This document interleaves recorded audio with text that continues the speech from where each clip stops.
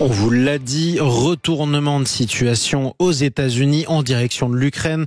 La Chambre des représentants qui a voté donc ce plan d'aide massif en direction de l'Ukraine, plus de 60 milliards de dollars. C'est la première fois depuis 1 an et demi et c'est un ouf de soulagement pour l'armée ukrainienne. Malgré tout, d'abord, ce plan d'aide n'est pas définitif, il faut qu'il soit voté par le Sénat. Et ensuite, il faut qu'on parle quand même de la situation sur place, la situation des civils ukrainiens et des victimes des crimes de guerre de l'armée russe. Et Dieu sait si ces histoires sont aussi nombreuses que dramatiques. On en parle avec un avocat français qui a choisi de défendre des Ukrainiens, des Ukrainiennes, des victimes de crimes de guerre auprès de la Cour pénale internationale. Bonjour Nicolas Lignol. Bonjour. Et bienvenue à vous, maître. Vous êtes avocat au barreau de Paris. Vous êtes admis à plaider à la Cour pénale internationale. Alors, on peut pas dire évidemment qui vous représentez. En revanche, vous représentez un certain nombre de victimes ukrainiennes civiles de crimes de guerre russes. C'est ce qui s'est passé. On parle de quoi? On parle de viol? Oui, on parle de viol, on parle de torture, on parle de bombardement de zones civiles, on parle de crimes qui sont perpétrés très régulièrement, quotidiennement, en particulier dans les zones occupées. Alors j'entendais les dernières déclarations du président Zelensky qui disait que l'aide américaine allait permettre d'éviter des milliers de morts. Elle va aussi permettre d'éviter des milliers de tortures, des milliers de viols, des milliers de meurtres. Alors des actes de torture perpétrés donc par des soldats russes, on va pas dire les soldats russes, évidemment, tous ne sont pas des criminels, loin s'en faut. Il n'empêche, les crimes sont extrêmement nombreux, c'est ce que vous nous dites. Qui est torturé, dans quel cas ?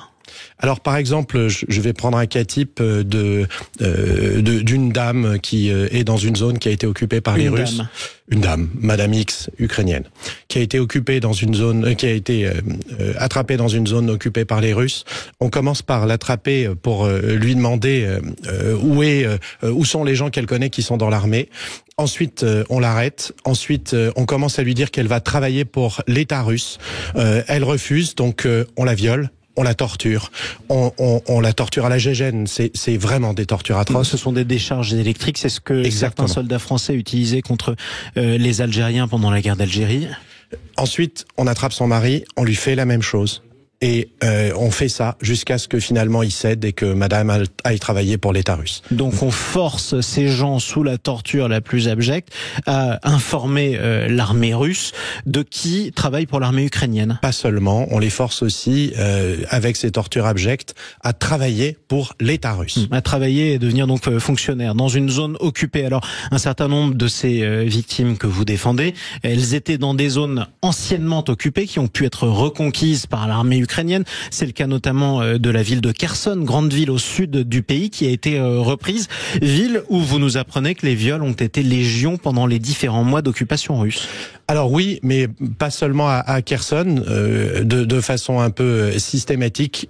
Partout où l'armée russe est passée, elle a laissé derrière elle des viols, elle a laissé derrière elle des gens extrêmement perturbés, martyrisés, frappés, torturés. Effectivement. Alors, vous défendez ces victimes auprès de la Cour pénale internationale. Est-ce que les violeurs, les assassins, les criminels sont identifiés ou pas ? Alors oui, les Ukrainiens sont extrêmement organisés. D'abord, les gens déposent des plaintes. Certaines victimes s'en vont, partent un peu plus loin, vont aller déposer des plaintes. Le procureur d'Ukraine centralise ces plaintes. Il y a un système dans l'état-major ukrainien qui va avec l'ombudsman d'Ukraine, qui a un rôle très actif dans ce domaine. Et puis aussi des ONG. Voilà. Ils récupèrent les plaintes, ensuite ils instruisent et une fois qu'ils ont fait ça, soit les victimes saisissent directement la Cour pénale internationale, ce qui est ce que je fais moi, soit l'État ukrainien saisit directement la Cour pénale internationale, ce qui a été fait pour quelques milliers de cas. Et est-ce qu'il y a une chance que les tortionnaires ou les bourreaux ou les criminels, ceux dont on parle, soient un jour devant le tribunal à la Cour pénale internationale ? Oui. Je pense que oui. Vous savez, moi j'ai commencé à travailler dans ce dossier à un moment où on me disait que personne n'oserait prendre un mandat d'arrêt contre Vladimir Poutine. Je constate qu'il y en a déjà eu 2.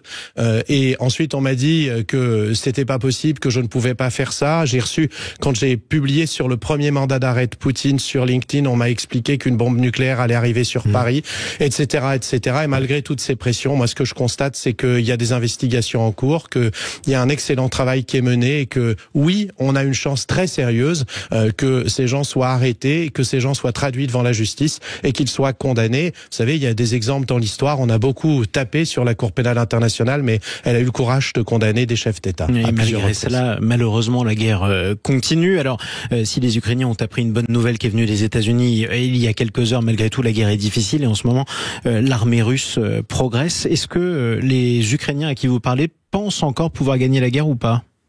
Vous savez, moi j'ai la conviction que l'Ukraine se battra jusqu'au dernier Ukrainien vivant pour gagner cette guerre. Et on peut pas leur souhaiter, malheureusement, d'en arriver à une telle extrémité. Merci beaucoup d'avoir pris la parole sur Sud Radio, Nicolas Lignol. Je rappelle que vous êtes avocat au barreau de Paris et admis à plaider auprès de la Cour pénale internationale.